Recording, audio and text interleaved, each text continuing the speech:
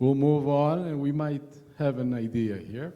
The ambassador, professor of Harvard, and so many other things. I know the ambassador from, although I look very young, I am not. I'm kidding. From the 90s when he became ambassador. Actually, we met him when he was the spokesman in a very difficult period for us during the EMEA crisis. He was the face of the US government. That was the time when you could call and somebody would answer. That was the time when Dick Holbrooke or Albright was there. We actually had press briefings. We did have press briefings, of course. And actually, he was the ambassador because we all say what a nice job Ambassador Pyatt is doing. But to be fair, he is in a very positive environment with the previous and this government on a whole different situation. Ambassador Burns was at a period when we had Greece and Turkey almost at war with EMEA, then Öcalan, and then the Kosovo war, and the poor, quote-unquote, ambassador, when the then President Bill Clinton arrived in Athens, he went up to the airplane, US Air Force One, and I guess I wasn't in front of the discussion, but they were talking about what to do because Athens, the capital of a NATO country, was in flames. We were together, we followed the president from Washington to Athens, to Turkey and then Athens, and it was a very difficult period. And these 4 years, actually, you showed leadership, and then, of course, the career went on, and he ended up in NATO with both Albright and Condi Rice, which says something, and he wasn't only on our issues, he dealt with the nuclear situation with Iran, which shows how the administration and the State Department, believed in him. So having said all these good things, I'm wondering what your angle is, your analysis on Greece-US relations, on this new chapter where in both content and symbolism, I think we're in a more, positive situation, but of course, it's up to you to describe it. It's a different day, Tom, and thank you for this opportunity, and thanks to Alexis, and thanks to Simeon, and everyone who put this conference together. I do want to pay tribute. I have to do this sincerely to Jeff Pyatt. Ambassador Pyatt has been an outstanding American ambassador. I visited with him in September. I watch what's happening. I read Kathimerini English, by the way, every day. And we've had a lot of great ambassadors. This ambassador has got this relationship moving forward. And I just wanted to say that on behalf of Jeff. I mean it quite sincerely. I want to, please.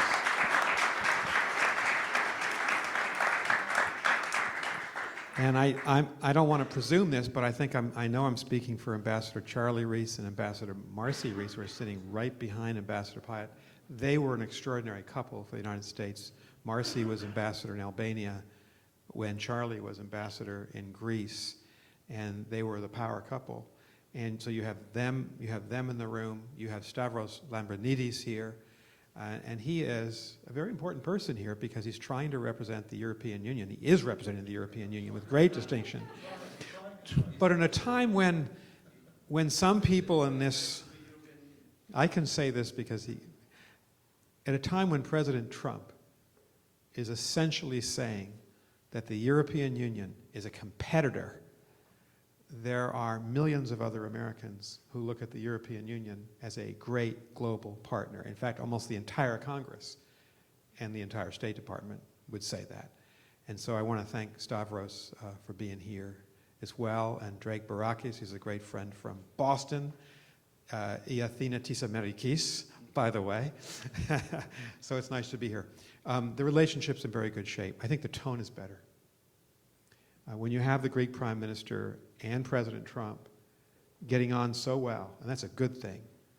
When you have the American Secretary of State, Mike Pompeo, visit Athens, as he did quite recently, to say that Greece is a valued strategic partner, and he means it when he says it. It's not just rhetoric.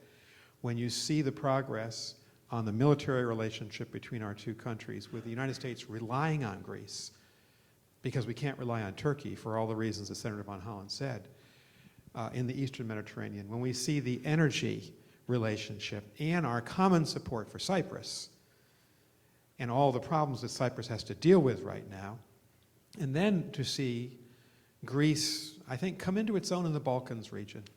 As the natural leader, you have an entirely different relationship now, say, than the one that we had, Tom, when you and I were friends, when I was the American ambassador in the late 1990s into 2001. That was a very difficult time. At one point in 1999, this is about tone, during the prosecution of the NATO attack on Serbia, which we had to do to save 1 million Kosovar ethnic Albanians, there were 63 demonstrations in a 3-month period, some quite violent, outside our embassy. I'm quite convinced that a young former Prime Minister Tsipras, when he was a young man, he was one of those people outside the embassy. I'm sure he was. Ambassador Rees, Charlie had to deal with violence against his office, against our chancery in Athens. And so this is a very different time. And it's so welcome to see that our two countries have come to this spot. I think Ambassador Pyatt has been saying probably the best relationship we've had in many, many decades. You might have to go back to the immediate aftermath of the Greek Civil War, when the United States, when we came to the defense of Greece, and thank goodness we did in the late 1940s, to find a time when we were operating together in a very significant way so closely. So I think it's a good time to have this conference. I'm wondering, are we overdoing it though? Because we feel if something happens, the U.S., we have such a great relationship that the U.S. will be there. And because of the problems with Turkey, that adds up to even greater expectations. So are we in a maybe expectations game which the U.S. will not be able to deliver if something comes up? I think you're asking a variation of the question that Alexis asked, quite rightly, to Senator Van Hollen. I would answer it this way, and forgive me for being critical. I think if there was a Greece-Turkey security challenge, if they were close to a war in the Eastern Mediterranean, if the call came in to President Trump, I don't know if you could rely on him. And I'm sorry to say that. But if you called Secretary Pompeo, or Secretary Esper, or the chairman of the Joint Chiefs, General Milley, you can rely on them. They understand the importance of Greece in the Eastern Mediterranean. I just want to be honest. And I want to be fully transparent. I'm supporting someone else to be president, Joe Biden, and proudly so. But I would say this if I wasn't supporting any candidate. It's just an objective reality. President Trump has thrown American foreign policy into a crisis.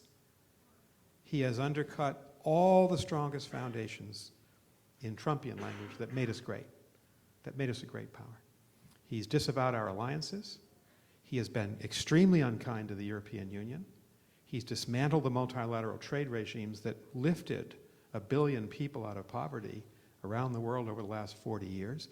As Senator Van Hollen said, he has embraced Kim Jong-un, Vladimir Putin, Xi Jinping, Viktor Orban, President Erdogan, Mohammed bin Salman, and he has been rude publicly to Chancellor Angela Merkel, one of the greatest leaders in the world today, and to Theresa May, and to Emmanuel Macron, and to Justin Trudeau. So I think we have a crisis in American foreign policy because of him. But if you look at the Senate and the House, hardly any members share his views on the specific issues of Greece or NATO or the European Union. So we're in a crisis as this conference starts today. Having lived here for many years, I know there are two centers, in a way, power centers, with the Congress and the administration, which is not the case with many other countries. But let me get back to almost in another way to the same question. Okay, the Congress is more open-minded or understands foreign policy more. Both sides of the aisle seem to be on the same track. But at the end of the day, it's the president who will decide. And we saw that with the visit of Erdogan. You know, the Congress has voted sanctions. The Congress is moving on one direction with the genocide, let's say, bill. Still, the president has the power to deliver on the opposite direction. So what do we do as Greece, European countries? He does. Our Constitution gives the president wide latitude in foreign affairs. And I think that's a good thing. In principle, I'm a creature of the executive branch. I've never worked in the Hill. You want the president to be able to act quickly in a crisis. And look, I mean, your hypothetical and Alexis's hypothetical example of some kind of Greece-Turkey crisis, it's not that the president's going to take Turkey's side. I cannot imagine a Greek-Turkey crisis where Greece is the aggressor. There is no scenario that I can conjure up in my mind where Greece is the aggressor. So I imagine what you mean is Turkey's provocative. In that case, just, look at the president's relationship with Erdogan. Look at this meeting that we just had in Washington where the president gave away our position on issue after issue. No penalty on the S-400 issue, which is a cancerous agent inside NATO. And NATO will never allow Turkey to integrate that air defense system with a NATO air defense system. No penalty for what the Turks just did in killing lots of civilians, the Turks and their allies, their Arab allies, in the Kurdish community in northern Syria. And so I just don't think that's a reliable channel. So I would think that the cabinet level in the United States is a more reliable channel. We talked a lot about Turkey. Let's move to the Balkans. Actually, the conference is about the Southeast Europe and East Med. In the Balkans, as you mentioned at the beginning, Greece is again in a leading role. The issue, you lived and dealt with it. The name issue is out of the picture. So how do you see the development in the area, Greece's role, and actually, do you see any challenges? Because we also have the Russian angle and influence, or effort to influence, and also China, where like a week ago, we had the Chinese president in Greece. We have the Piraeus port under Chinese control, and one cannot criticize a country of having good investment from other countries, but then you get into the geopolitical situation. So I want to hear your view on that. Well, I think that Greece is the natural economic and political leader of the Balkans. And one of the parts of unfinished business from 1989-91 is that the European Union and NATO have managed to take in most of the countries of the former Warsaw Pact. And our architectural intention for many, many years, and you've now seen President Macron speak against this, would be to fulfill that vision with North Macedonia, and fulfill that vision with Albania, and frankly fulfill it with Serbia in the future when Serbia meets the requirements of NATO and EU membership, and hopefully at some point Kosovo, down the road. But that's now unfinished business. It appears to be stalled on the EU side, at least as I read the comments of President Macron. And you need strong American leadership. This was a vision that George H.W. Bush had, that Bill Clinton had and exercised in 1996 and 7 when Poland, the Czech Republic, and Hungary came into NATO and then into the EU, that President George W. Bush had in 2002 to 4 when we took 7 new countries into EU and NATO, and that President Obama had when we took others in from the Balkans and the former Yugoslavia. And you need that American-European partnership in Brussels between the two big, I'm looking at Stavros, between the two big institutions. And I just don't see the energy on the American side right now, at least from the presidential level. So I would say, if President Trump is removed from office in the impeachment inquiry, which I think is probably unlikely, but is removed by the American voters a year from now, any possible successor, Republican or Democrat, I think would leap at this agenda to make the EU a strategic partner again, to become a leader in NATO again, to think of Greece as the vanguard of a movement to try to mentor these states, bring them along, try to work with them on ending corruption. And so Greece has that role. I think the danger for Greece is, if I could say this as a Phil Helene of long standing, Greece is going to have to be on its guard about China and about Russia. I don't worry about Prime Minister Mitsotakis. I am a great admirer of his. I think he's tough-minded. I think he's strategically clear in his thinking. I have to say this, I worried a lot about the former Prime Minister. There were times when the Greeks would not allow the EU to come to a consensus on votes to criticize Russia or China on human rights grounds.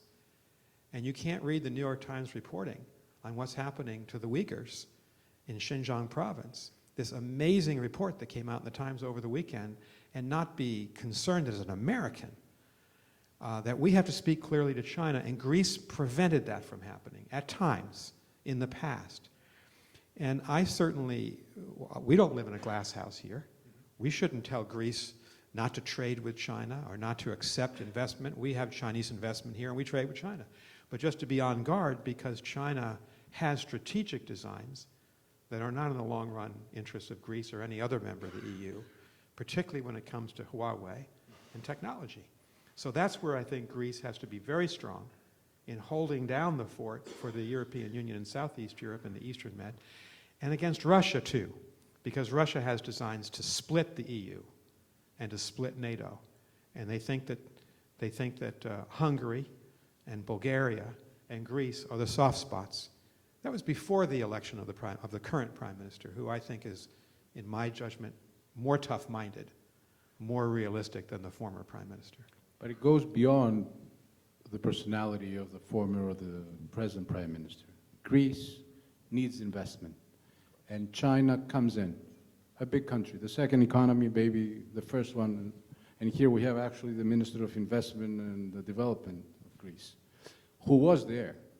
And I think it transcends parties. Both New Democracy and Syriza welcomed the strategic investments from China.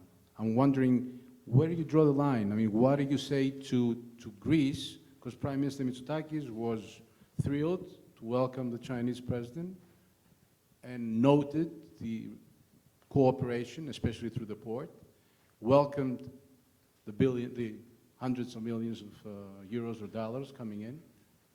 What do you say to a country like Greece when you are faced with such an opportunity, which, as you say, at the same time is a challenge? You say no, you say maybe, you say what? I would say to Greeks, you have the same challenge that we do, and the same challenge that Germany does, or Britain, any other Western country. We all want a peaceful relationship with China. China is not our enemy. It's not. We would say in the United States it's an adversary. It certainly is in the Pacific for the United States strategically. We trade on a multi-billion-dollar basis annually with China, and we'll continue to do that. So we're not saying no to trade. I think where we all are having trouble finding the line is technology investments, where China is trying to acquire companies, European companies, American companies, Canadian companies, where they can get inside our networks easily. The biggest challenge we face, I think probably the number one challenge the United States is going to face in its foreign policy worldwide in the next 10 to 20 years is our competition with China, which will be in artificial intelligence, machine learning, quantum computing, biotechnology. They'll all be militarized. China's trying to get there the short way. It's trying to buy European, American, Canadian companies to acquire the technology to basically use it against us militarily. We've got to prevent that. We have the CFIUS process here run by the Treasury Department, the Committee on Foreign Investment in the United States, which looks at any MA, any merger or acquisition by an American company, by a Chinese company, and that executive branch committee has been cracking down, and Congress has been cracking down, and quite rightly, against these Chinese attempts by subterfuge to get inside the most sensitive technological areas of our economy. This is hotly debated in Europe. I just spent 3 weeks in Australia. Australia, 34% of their trades with China. They're much more dependent on China than Greece or the United States. And yet Australia has banned Huawei because they're a strategic military partner of the United States in Asia. This is a NATO issue, and it's also an EU issue. And in NATO, we don't want China inside the NATO networks, our communication networks, our command networks. They will be if we don't all adopt the same strategy. So I think that's the issue that I'm talking about. I'm not saying don't trade with China, because we're trading with China. It's this technology area that's important. And let me end on an easy note or question. Who will be the next Democratic nominee? I know you support Joe Biden. Try to be as independent or as objective as possible. I don't want to be objective. I want to be subjective. Here's what I would say. I think President Trump is a danger to our democracy. And I think he's been a very weak president he's been weak towards Russia. He's been weak on North Korea. He's been taken advantage of by China and by Turkey. I think we have a lot These are heavy words, but I mean... They are, and it pains me. You know, you can't imagine when you're a serving Foreign Service officer throughout your entire career ever saying this. He is uniquely, I think, a danger to our country, is my view. There are many good people running for president on the Democratic side. Here's why I'm for Vice President Biden. He has, by far, the greatest experience in foreign and defense policy of anybody running for president, and he's proven it over 4 decades. And you know, when President Trump does leave office, we have alliances to repair. We have major relationships to repair. We have Germans being polled at 7 to 8% favorability towards the United States. When under President Obama, we were at 70%, number one. Number two, I think he's a Democrat who is the greatest chance of defeating President Trump on a one-on-one battle next November 3rd. And I deeply believe that he's the right person for the job. So I'm supporting him and I'm advising him, and I hope he wins. Let me double what Alexis asked before. Should the Democratic Party go to the progressive side, to the moderate side? How do you win against Trump? Because both approaches have merit, but... You know, Senator Van Hollen knows a million times more than I do, or Congressman Sarbanes, about domestic politics. My own view, I've lived abroad a lot of my life, is that, so I'm not the best expert, but I think America, our population, 326 million people, we're basically a centrist country. We're center-right, we're center-left, we're centrist. That's where most Americans are. That's where the American people want to see their candidates historically. We have an extreme right person in the White House. We have some far-left candidates running in the primaries on the Democratic side whose proposals, I think, on Medicare for all and taxation will drive people away. And we have Vice President Biden in the middle, where he's always been his entire career, with excellent relations with unions. He speaks to Americans of all classes. That's not true of many of the candidates. So I hope very much he's going to be elected. You get the nomination and be elected. But you know, this is a very difficult, unpredictable time in our politics. Can we end on a positive note? Yeah. A real positive note. Sure. To go back to the Greece-U.S. relationship and say, what a glory it is that it's in such good shape. I think you're right to hold the conference. I hope you do it again next year, and I hope we get a lot of We're moving Americans. close to the 200-year anniversary of our independence. We So will be. And American support for that independence in the Philhellenes led by Bostonians. I passed the ball to have a happy note at the end. Thank you very much. I think we're done. We're moving to the dinner later. Thank you.